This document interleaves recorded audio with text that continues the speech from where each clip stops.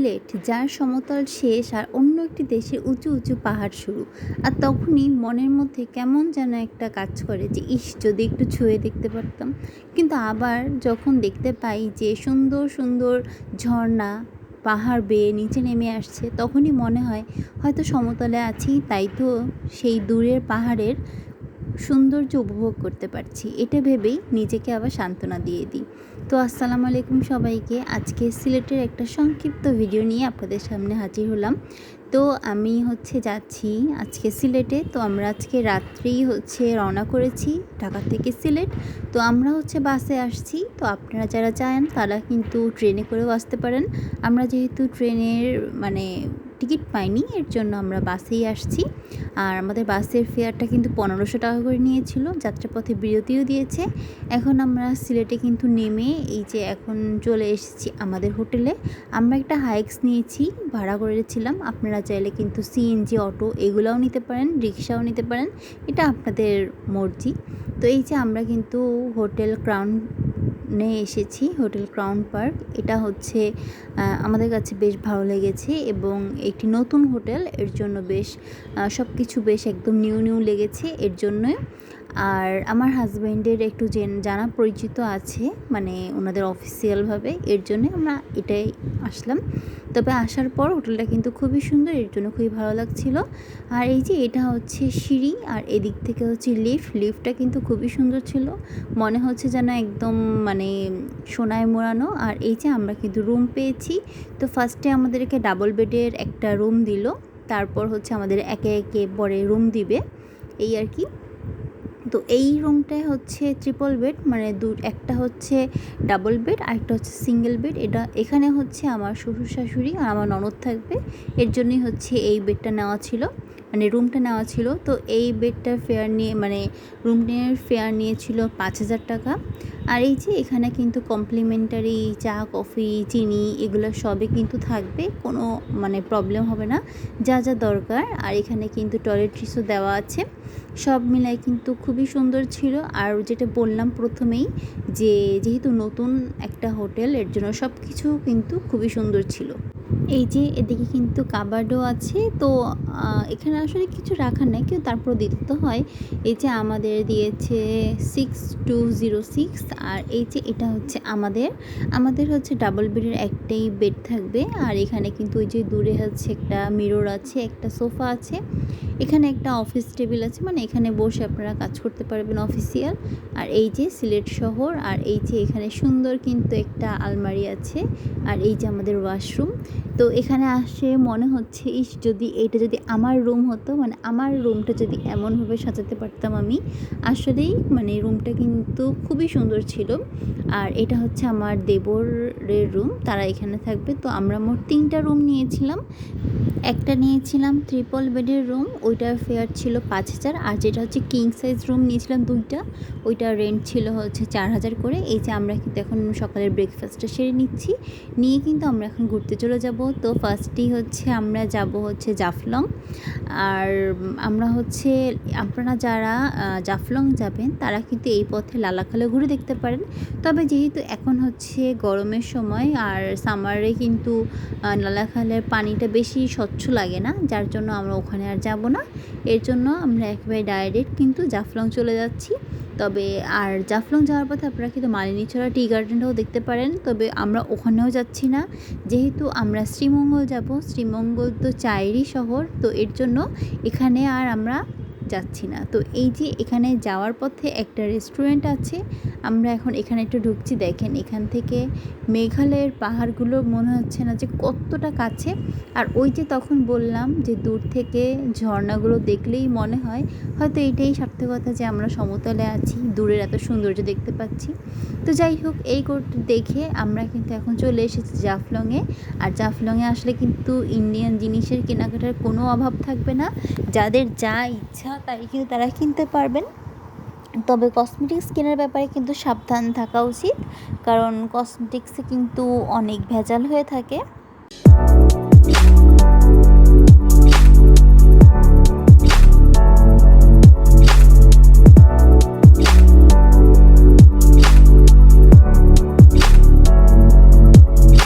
আমরা কিন্তু জাফলং থেকে নিচে নেমে বোটের ওখান থেকে একটা বোট নিয়ে আমরা এপারে চলে এসেছি মায়াবী ঝর্ণা দেখতে।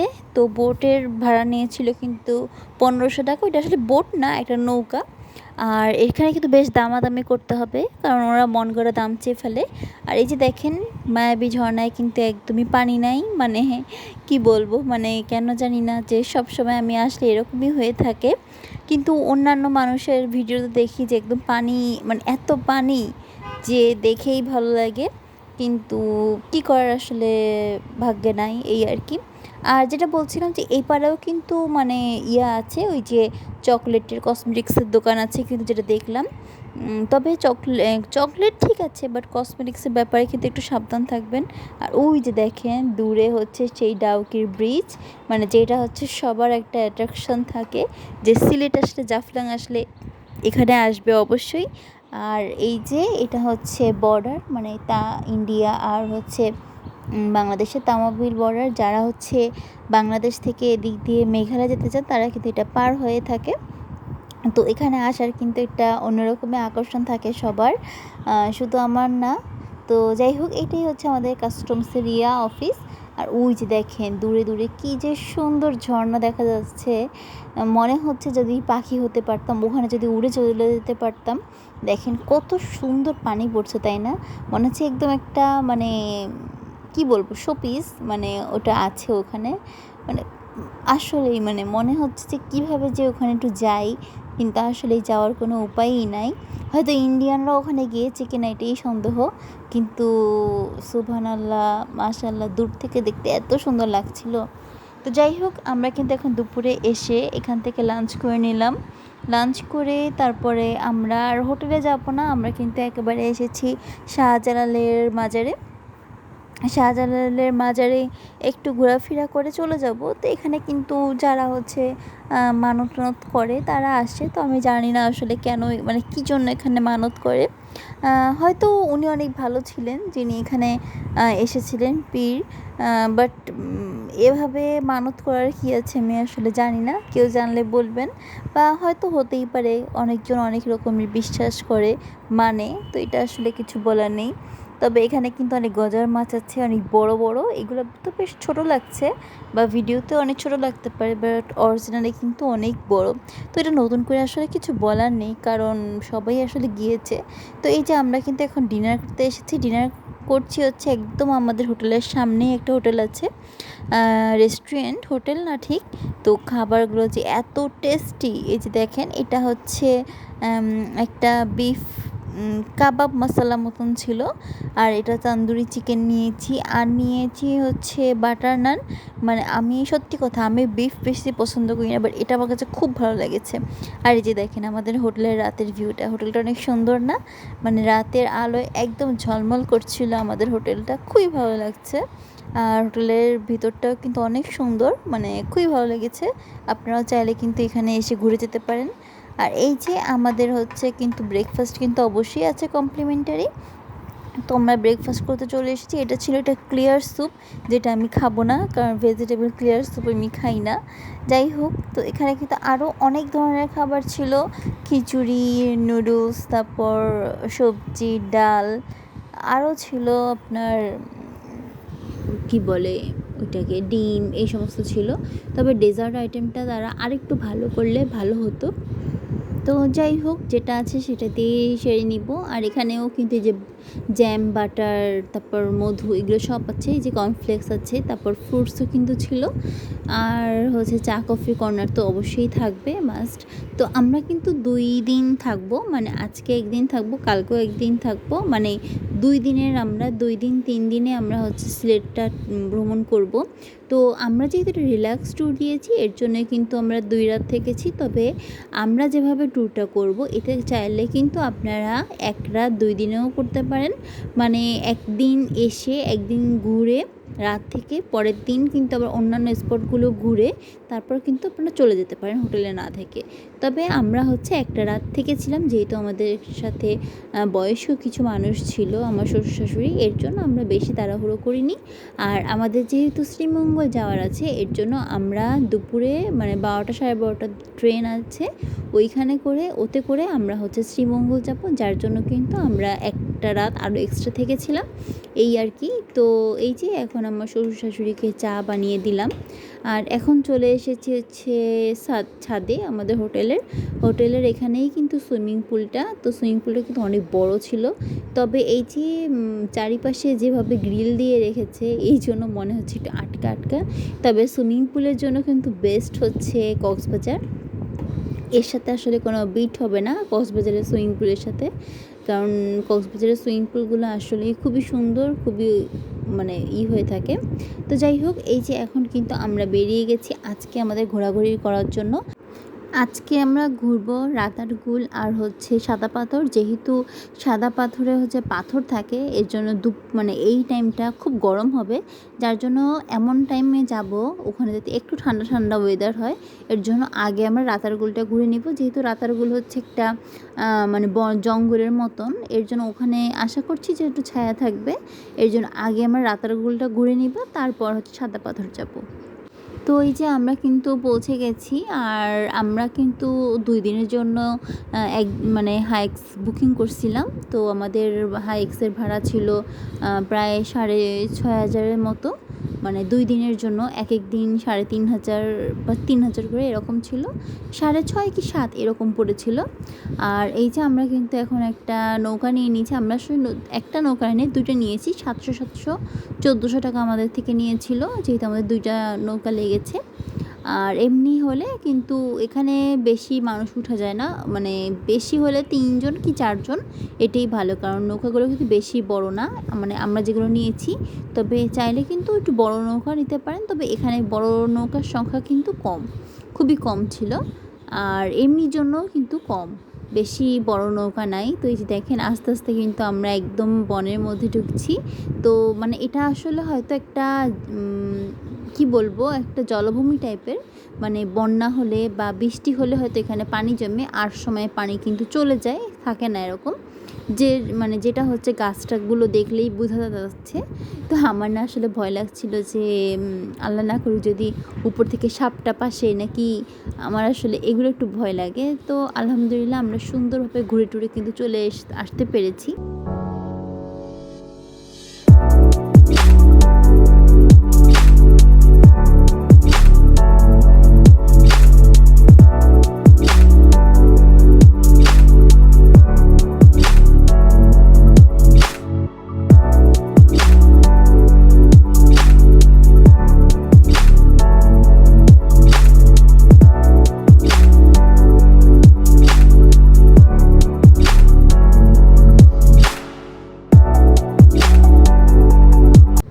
এই যে রাতারগুল ঘুরে আমরা কিন্তু এখন সাদা পাথরের জন্য রওনা দিয়ে দিয়েছি। যেহেতু এখন প্রায় 3:30টার কাছাকাছি বাজে, মানে এখন 3:30টা পুরোপুরি বাজেনি, তো এর জন্য আমরা তাড়াতাড়ি চলে এসেছি, কারণ আমাদের অন্তত সাদা পাথরে অন্তত 1-1.5 ঘন্টা সময় তো লাগবেই। আর আমরা ওখানে বেশি মানে রাত করব না, তাড়াতাড়ি ফিরে আসব, যার জন্য কিন্তু আমরা এমনভাবে এসেছি যাতে 3:30টার মধ্যে আমরা সাদা পাথরে পৌঁছে যেতে পারি। তো এখন সাদা পাথরে এই যে আমরা কিন্তু চলে এসেছি, এখন একদম বরাবরই 3:30 বাজে। আর আমাদের এখনও ওখানে যেতে, মানে সাদা পাথরের যে মেইন স্পটটা, ওখানে যেতে মোটামুটি আধা ঘন্টার মতো বা 1 ঘন্টার মতো লাগবে।